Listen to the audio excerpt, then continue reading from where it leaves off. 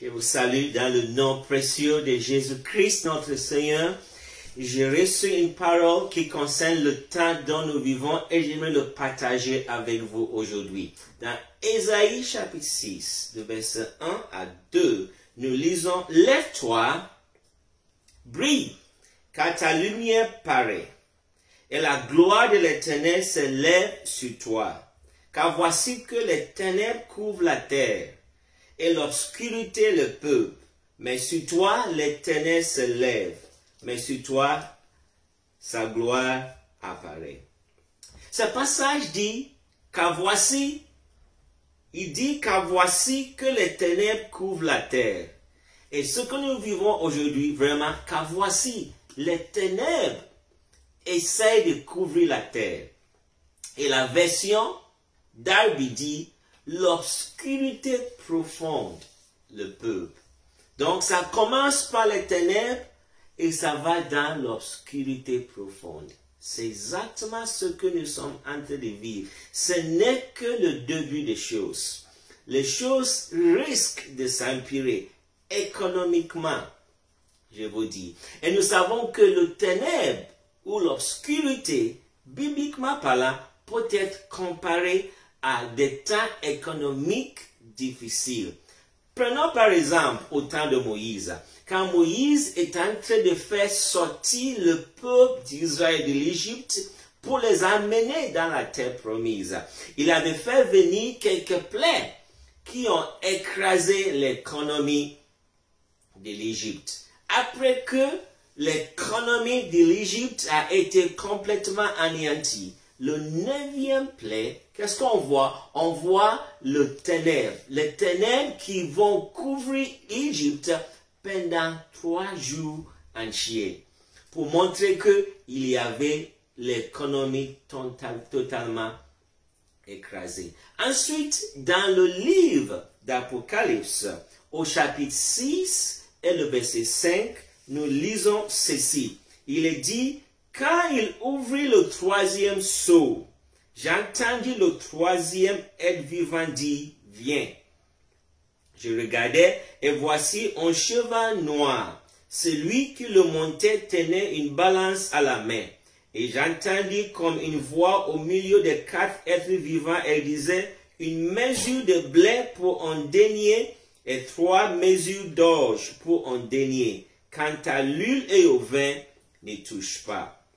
Nous comprenons qu'à l'époque, un denier était le salaire quotidien ou le salaire journalier. Quand quelqu'un travaille dans la journée, il est payé en denier. Donc, ce que ce passage vous dit est que on mesure, juste en mesure de blé, tout ce que l'homme a travaillé, tout ce que quelqu'un avait fait dans la journée, son salaire ne va acheter qu'en mesure de blé ou 3 mesures d'orge. Ce qui veut dire que c'est pour juste vivre de la main à la bouche, c'est tout.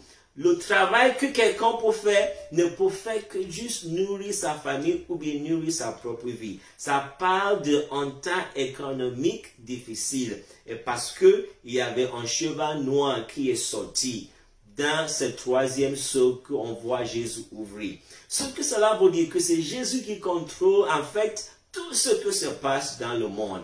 Jésus est au contrôle. N'ayez pas peur. Mais le message que j'aimerais faire passer est ceci.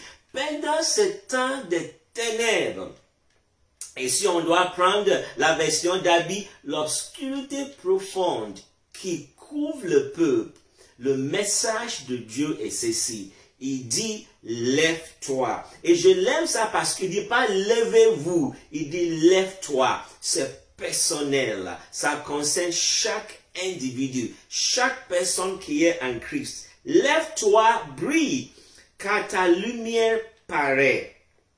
Ta lumière paraît. C'est quelle lumière? Dans Jean chapitre 8, verset 12, nous comprenons que Jésus dit là-bas, il dit, je suis la lumière du monde. En fait, l'évangile de Jean, il commence en disant que Jésus est le véritable lumière qui vient dans le monde. Donc Jésus est le véritable lumière. Il est la lumière du monde. Mais dans Matthieu chapitre 5, Jésus dit également, vous êtes la lumière du monde. Comment comprenons-nous cela? C'est simple.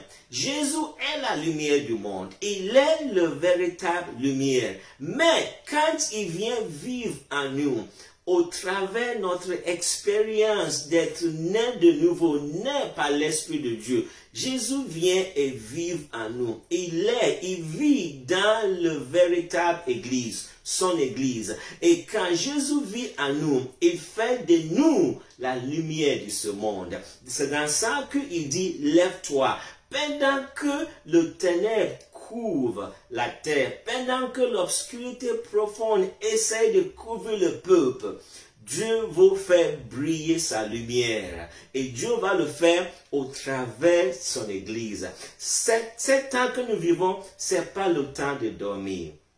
Ce n'est pas le temps de s'assombrer. C'est le temps pour l'Église de se lever par la prière, de se lever par des actions concrètes d'amour dans ce monde qui s'ensombre dans le ténèbre. C'est pourquoi il dit, lève-toi, brille, car ta lumière paraît, et la gloire de l'Éternel s'élève sur toi. Et il ajoute encore, mais sur toi, l'Éternel s'élève. Sur toi, sa gloire apparaît. La solution pendant ce temps de ténèbres, c'est Jésus-Christ, la lumière de ce monde. Et il va faire briller sa lumière au travers de son Église. Si tu fais partie de l'Église de Jésus-Christ, c'est le temps, c'est le moment de se lever dans la prière. C'est le moment de se lever par des actions d'amour concrètes envers nos voisins, envers des gens qui ont besoin de voir cette lumière. C'est pourquoi Jésus avait dit que ta lumière brille, que les hommes voient donc tes œuvres, tes bonnes œuvres, et qui glorifient ton Père qui est en haut. Si tu es un enfant de Dieu, si tu fais partie de l'Église de Jésus-Christ, c'est le moment de se lever pendant cette période d'obscurité profonde qui va couvrir le peuple. Que le Seigneur te bénisse, que tu puisses te lever et briller sa lumière autour de toi. Au nom de Jésus-Christ, sois béni. Amen.